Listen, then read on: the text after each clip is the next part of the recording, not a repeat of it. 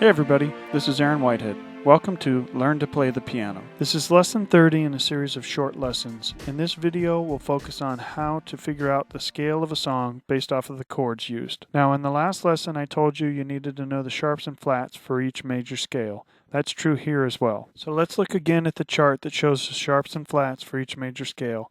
Again, don't be afraid to pause here if you need to study this. There are a total of 12 major scales, and it's not a bad idea to memorize the notes of each major scale. Once you're comfortable with this, you're ready to move on. The thing to keep in mind from here on out is what sharps and flats are used in each chord. Okay, so to help us see how this works, I'm going to play one chord at a time, and after I move on to the next chord, the notes from the first chord will stay there in red so that you can see how the scale develops from the use of each chord.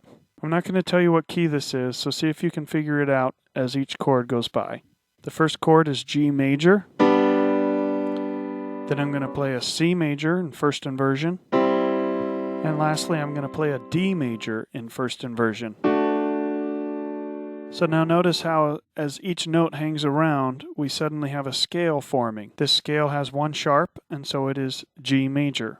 Now that was pretty easy because I started on a G major chord, but not all songs start on the one chord. For example, the song Say Something by A Great Big World starts on a B minor chord. Let's look at the chord progression for that song and see if you can figure out what key it is. So the first chord would be B minor. Then we would drop down to G major, up to a D major chord in second inversion, and then we're going to end on an A major chord in root position.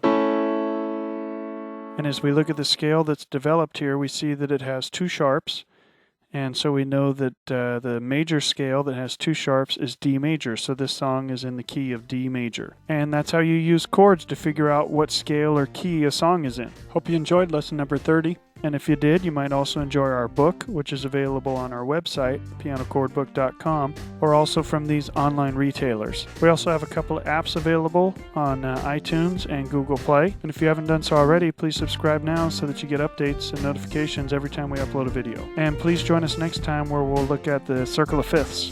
Thanks, God bless, and see you next time.